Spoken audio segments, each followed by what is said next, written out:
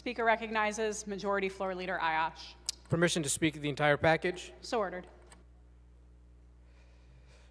Madam Speaker, my colleague wanted to explain some of the points that some Reaganomics professor put together to try, and they may be from Harvard, but it doesn't change the fact, to try to argue against the working men and women of this state. And I want to just color a picture for you on why this is so important for people all across our state and all across our country. In 2007, when the auto industry was on the verge of collapse, my father, a proud UAW auto worker, was one of the many thousands across the state and country that were on the verge of losing their livelihood. Like so many families, we received the dreaded pink slip. A job that was the lifeline for our family was on the chopping block. And our options was a paltry payout less than my father's annual income or the risk of losing his job for life. It was only through the power of a union that his job was protected. You see, when the auto workers were under attack, they stood up and fought back together.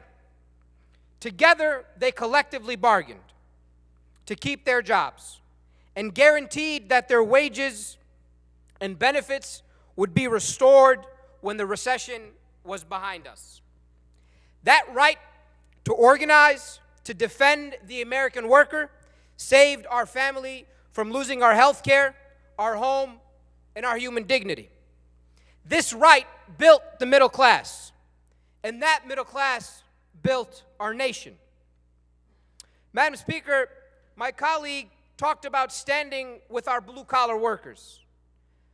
But why do we stand with those with white-collar jobs and C-suite offices who disrespected those same workers by taking away their right to organize?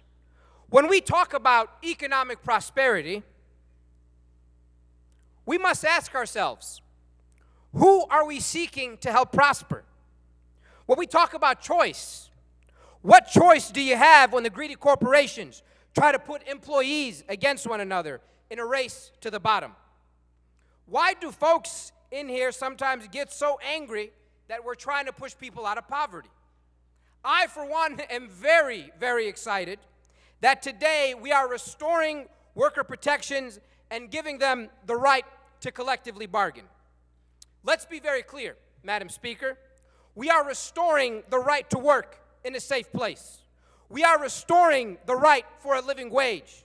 We are restoring the right for a dignified retirement. We are restoring the right to work for health care, sick leave, and paid proper benefits for them and their families. And this is done through the right to organize your workplace through a union that puts people over profits and dignity over dollars. And if you want somebody to have your back, you join a union. If you're looking for a good job to help provide security for your family, you join a union.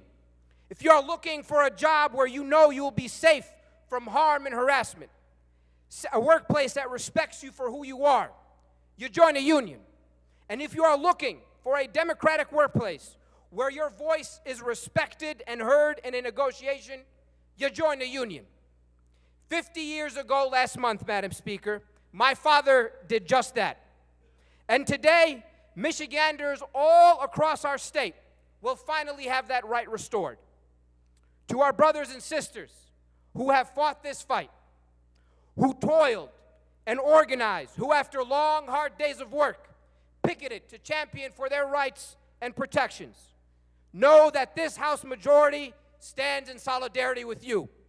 We stand in solidarity today, we stand in solidarity tomorrow, and we will stand in solidarity forever. Thank you.